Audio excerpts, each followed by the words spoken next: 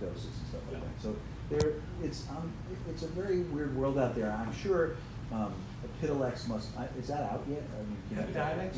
Yeah. It's out. Who knows what. I think October there's 1, some they got stuff. approval, but they haven't released it yet. So I assume the price on that's going to be off the roof. What I heard $32,800. a year. Yeah, and the Yeah. same amount of CBD would cost you for a year would cost you $3,000. The same. That's really high doses, and that's too high a dose anyway. That shouldn't be promoting that anyway. So in blending embodiments now we're talking about the different forms of the plant in plant form, tincture form, other things. Using medical cannabis effectively means understanding the differences of how the plant is absorbed and eliminated in different forms. Edibles take an hour or two or more hours to fully absorb and remain active all over the body for 8 hours. Smoking or vaporized takes 3 minutes to absorb and remains active all over the body for only 2 to 3 hours. Topical alcohol-based tinctures take 3 minutes to be absorbed and 2 to 8 hours to be active locally. So there are lots of things about the different ways of embodiments of this that really make a difference of how the plant, the pharmacodynamics and the pharmacokinetics. Topicals are usually made by adding tincture to a concentrate or a concentrate to an inert cream. They are more potent as directly applied alcohol or oil-based tinctures because you're not diluting them with the cream. Capsules can be made from concentrate, decarboxylated plant, or unheated plant for different cannabinoid profiles, and they make suppositories of these things. And those, as usual, bypass first-pass metabolism. You can give very large doses of THC in a suppository form and not get the person high. We've done that with some cancer patients that we needed to treat with higher doses. Concentrates are obviously more concentrated in phytocannabinoids than flowers or tinctures are. Concentrates other than kief or hashish use solvent, either alcohol, butane, or CO2 for extraction. One way to make concentrate is to evaporate off the alcohol used to make tincture, and you'll get a much more concentrated, less alcohol-based, and you can get all the alcohol if you want. Concentrates include kief, hashish. This is the Rick Simpson oil, or it's also sometimes called honey oil, and it's called hash oil. Wax, shatter, rosin, resin, and these things are in all the cannabis dispensaries in these different forms. And all they are is it's kind of like back over here. Let's see if I can get there. I'm not going to find it, sorry. Get this going.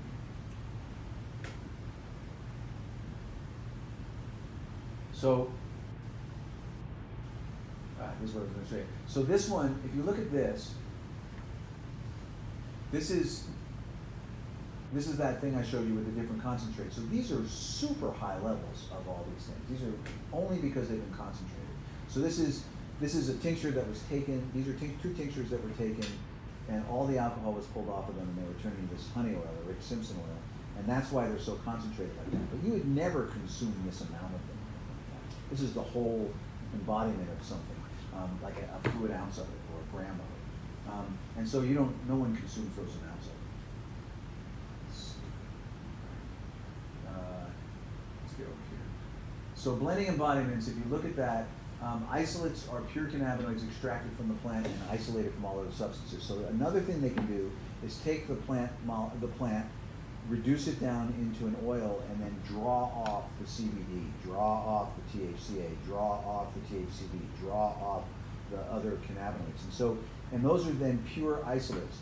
While that bell curve is true, if we could get to a place where we could get these isolates really made in quantity, then we could really start customizing the blends of what we're doing in very precise ways and get exactly what we want, and keep anyone high away from people who don't want to get high, and be able to use some of the stuff and people who don't mind that.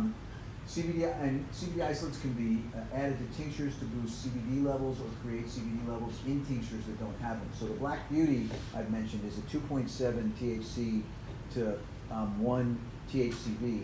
It lowers cholesterol, it treats diabetes, it works for pain, it works for inflammation, anti-epilepsy drug, helps with sleep. I mean, this is a really incredible cannabinoid, it's in a plant that's a 2.7 THC and 1 part THCV, and the percentages are 8% and about 3.5% THCV. No CBD in it at all. if you add an isolate of CBD in it, you can turn it into a CBD dominant tincture just by dropping in the isolate.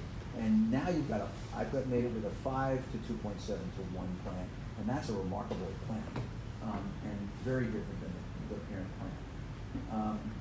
The isolates don't suffer from the narrow bell curve if they're given to people who already are in cannabinoid treatment, because you're the biological mix. So if you want to look at blending delivery systems, inhaled, topical, rectal, and parental routes are all available. Wait, hold on. Go back. Go back. Come on. Sorry about that.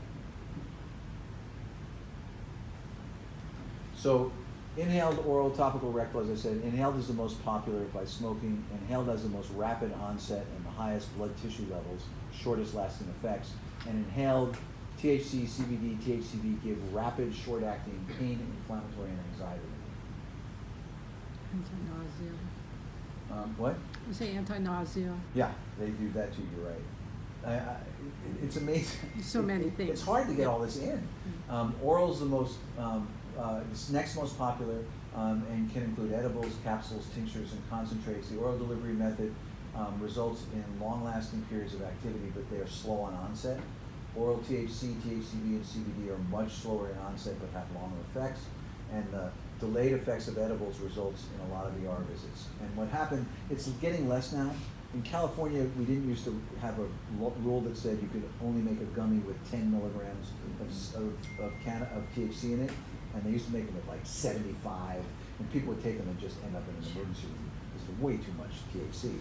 And they could hallucinate for days on that stuff. And so now the rule is you can only have 10 milligrams of cannabinoid in any one part of a candy. And you can certainly eat multiple parts of the candy, but you can only have 10 milligrams of cannabinoids, which includes THC or CBD. They don't include the other ones. Delayed effects of the edibles result in ER visits, as I said. Here's just kind of a thing to show you about the blending of the whole thing. I'm gonna try to pull this whole thing together. So here's Black Beauty, and this is in a regular plant form of it. And that's the ratio of it. This is a different strain, it's called Valentine X. And you can see it's very different. There's much more CBD, no THCV, and much lower THC. And this comes together, and it goes from these two very different ratios blended 1-to-1 to creating this ratio, and then 3-to-1, this ratio. I swear it's going to be there. And then 4-to-1, 1-to-3, this other ratio, but this is infinite. You could blend this in as many ways as you want to. And look at these different cannabinoid profiles. These are completely different treatments, each one of them. So blending's a big deal. What? And then if you look at blending not just this, it's coming, I swear. Speed it up. Come on, Richie, there you go. If you look at this algorithm, strain A and strain B, if you blend them together, you're going to broaden the total cannabinoid profile. But if you then also shift around and blend embodiments and delivery routes, you're going to get a very different picture than just a blended total cannabinoid profile. So if you look at all these things, oral, the the tinctures, concentrates, isolates, and edibles, if you look at all that stuff, and then you also blend and combine delivery methods of inhaled, oral, topical, parenteral, and rectal, you really can get quite a difference in pharmacokinetics and pharmacodynamics.